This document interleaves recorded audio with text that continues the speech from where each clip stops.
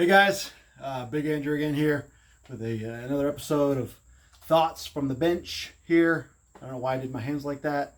If you're watching this on YouTube, you see that reading rainbow. I don't know what I'm doing with my hands. Like a little bit like Ricky Bobby there. Anyway, moving on. Thoughts from the Bench here in my home gym, the Bulletproof Temple Factory. Just got done with a pretty awesome Monday morning, Monday afternoon workout. I love Mondays. Mondays are leg day, and squats and deadlifts and things like that. I love it. You skip leg day, you are a loser. That's all I'm going to say about it. Now, today I want to follow up with what I've spoken on previously. Last episode or installment, I guess, of Thoughts from the Bench. Talk about the three things that every goal, every competitive idea, everything needs to have. Discipline. It needs to provide discipline, patience, and humility. Those are three things that you should get out of the goals that you set and out of the paths that you take, right? So I want to cover those three things individually. And we're going to start today with discipline. What is discipline? Discipline has many definitions, both a noun and a verb. You can look it up. One of the ideas is to direct or to govern, right? By a set of laws or a set of edicts or a set of ideas. We use that one a lot, especially if we're talking about the verb side, maybe, where we want to discipline somebody or our children or whatever to steer them in the right path. That has the idea of governship, the idea of steering and everything. It also has the idea to cultivate, to bring up. Now, what does it mean to cultivate? If you're going to cultivate, if you have a garden, like we don't have a vegetable garden, we have flowers at my house. My wife loves flowers, and she has marigolds in the front. We have a wild rose bush that's been transplanted from back on the back side of the property. My dad brought it to the front of the house, and it's thriving. It looks great. But there's also some marigolds in the front that my wife just loves. I planted them last year. They're perennials, so they're going to come back every year. Planted them last year, let them grow up. They were nice and very colorful, bright yellows and oranges and everything. And she loves those colors. And we weren't sure they were going to come back this year. We had a really cold winter, some frost and snow and some ice, and it killed some of the other plants that we had planted. And we thought, well, they're not going to come back. And they started coming back. And they're huge. I mean, last year they probably went to about 8 to 10 inches tall. Pretty decent size for a flower. This year, they're every bit 16 inches or more. They're twice the size they were last year. And we have 2 or 3 times the amount of flowers that we did last year. They keep getting bigger. So much so that they have overtaken the bird bath and the bird feeder that is in the same plot with these marigolds. And that could be part of the reason why they're so big, but one of the reasons why it's so big is my wife goes out there regularly, and I showed her how to do this, how to take care of these flowers. Goes out there regularly and finds dead buds or dead flowers. They're on there and pinches them and takes them off. Prunes. It's called pruning. Dead leaves and stuff like that. And tries to keep the area clean of weeds and everything. She takes really good care of this little, I don't know, maybe it's almost 3 foot across circle of flowers. She loves these flowers. Right in the middle of the yard. Beautiful. You can see them from the road, see them from the porch. And just today we were down there looking at it. We were watering them. We had some stuff we were going to feed them with. So we're over there feeding them a little bit. And she said, look at all these dead flowers. And she starts plucking off. She says, every time I do this, 2 more flowers come up. She just plucks them off. And it's a regular thing with her. She goes out there all the time, a couple times a week, and checks on them.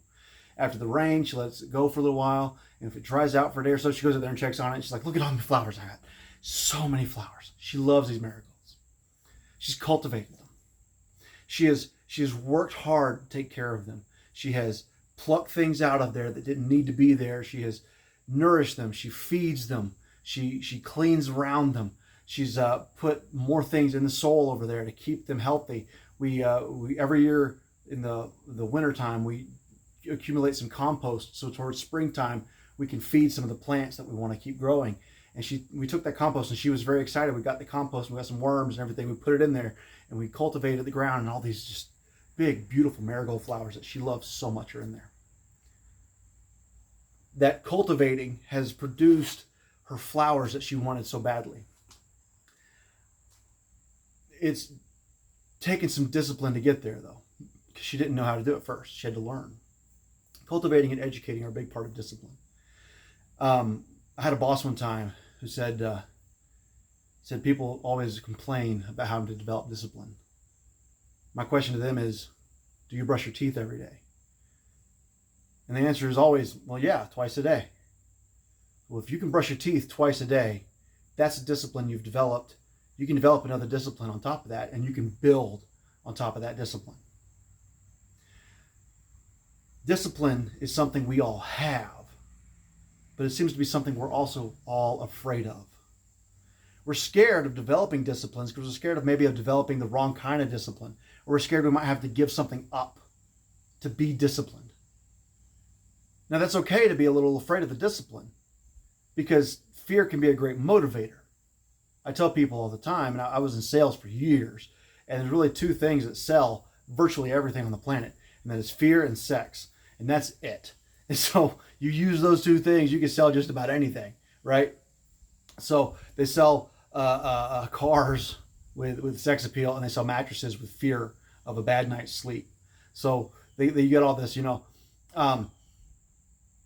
it's a regular thing, these things. The fear is a good thing. It'd be a motivating factor for you to be afraid of discipline, afraid of having to give something up. But look at what you're giving up. It's just like these marigolds. My wife's going out there and she's pinching off all the dead buds and the dead flowers, and maybe some of the brand new buds, because some of the other ones are not quite opening yet, and they're going to be really big. So she pinches off some of those, some of the little things that really aren't helping the flower. They're taking away from the flower.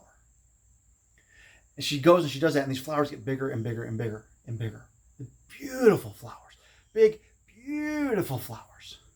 And she loves them so much, and she's got discipline. She's cultivated them. She's taken away things that harm the flowers. Discipline driven by fear can be fine. Discipline driven by emotions like love. If you really love somebody, or you love something, or you want to pursue something because you like it, you're going to be okay giving up other things. You can be okay disciplining yourself to do that thing. It takes a great amount of discipline to compete in strength sports. Some people are naturally gifted. Some people are incredibly naturally gifted. And you meet these people and you go, where have you been? They come out of nowhere, they walk into the gym, and automatically they're lifting incredible amounts of weight. You go, holy cow, this person needs to be competing. Then you have some people come in and they don't necessarily have the same natural gifts that person has, but they've got the discipline, the hard work. Like the saying goes, hard work beats talent when talent doesn't work hard. It takes an amount of discipline to be in strength sports. It takes an amount of discipline to do anything. Let's talk for a second about personal life. Right now, I'm in the middle of putting together business ideas. I work jobs. I enjoy working. I do. I'm not going to lie. I like to work. I like to provide for my family. I like to provide things for them and do things for them. And it takes discipline to get up every day and try to go to work, try to do the training that I need to do the studying I need to do for different jobs and stuff like that, because I work multiple jobs. But I also want to build a business. And there are impediments to building business, especially where I live right now. I'm going to be completely honest with you. Where I live right now, in the last 5 years, I have had 2 different bosses lie about me and use that lie to fire me or get me fired. Twice in the last 5 years. That hurts. That really hurts. It makes me angry, if I'm being honest. And I had to talk with my wife this morning about it, and it's just how angry it makes me. It makes me furious to have to deal with that. 2 times in 5 years. That's just not right. But I live here, and for some reason, God has got me here. I don't know what that is. And I'm going to use this time that I'm here to build something, to provide for my family, and to honor Him with the gifts that He has given me. Now, some of the stuff that I've done since I've lived here, I've had a few different jobs since I've lived here in eastern Tennessee. has not really played to my strengths. It was one of those things like, we needed a warm body and you have one, we'll put you right here, right? You get those jobs. Sometimes, though, I've had jobs that did kind of play to some of my strengths, some of the things I do well, some of the things I enjoy. And I've been able to take these different experiences and put them together into an idea. And I'm going to take this idea and I'm going to continue to build on it until I have developed the right series of events to put together to have the right kind of business model. Something that's really going to help people. And it takes discipline to help people. Then in my family, there are therapists, mental health therapists. And it takes a lot of education to get there. It takes a lot of education. It takes a lot of willpower. It takes a lot of desire to do that and a lot of love for other people. To develop that and to work with that, it takes a lot of discipline.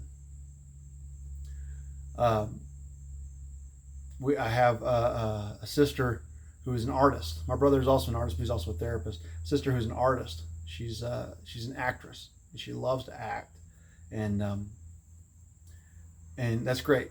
And I'm happy for her. It takes a lot of discipline, though, to devote time to that thing that she loves so much. You know, my father is a pastor, and he's always thinking about the church, always thinking about ways to work in the church and ways to build the church and ways to honor God through the church. Just the other day, Saturday, we were in the car together for a total of maybe 25 minutes. We weren't in the car very long, and it was just the two of us. And all he did the whole time, we talked about how to work in the church and what we're going to do with the church and what his opinions and ideas were in the church. He bounces ideas off me all the time, but it's always in his mind. It's part of his discipline. He's always thinking about it. And he's always trying to find the right way to do things and the way to honor God through the church and through the ministries of the church. All of this is incredibly important, and it all takes discipline. All of it takes discipline. I'm here in my home gym, finished a workout. I've had 2 major joint surgeries in the last 3 years. By most accounts and people I talk to, I really probably should not be doing what I'm doing. Lifting the way I lift, eating the way I eat, exercising the way I exercise. I should probably take it easier and maybe find another hobby or another sport. But this is what I'm good at. This is what I like. This is what I enjoy. And through this, I have been able to develop more disciplines. And God has given me a mindset of discipline for it. Now, I'm not saying I'm the most disciplined person. There are lots of things I could be more disciplined about.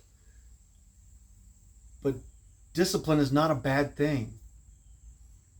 If you set a goal, that goal should give you discipline. If you set a path in front of you to reach a certain level in something, to find a competition, find something competitive, and I urge everybody to find something competitive, right?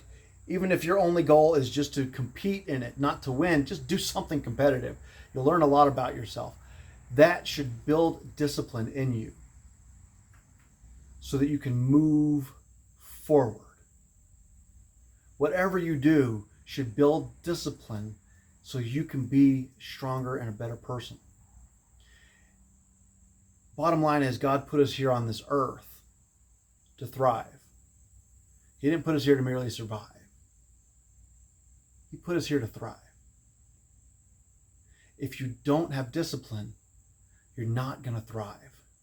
It takes discipline. So that's my thought for you today. I want to encourage you, find some discipline. Find something to be disciplined about. Run after it. Go after it. Do it. You'll be glad you did it. You'll be better for it. And I guarantee you'll want to do it again.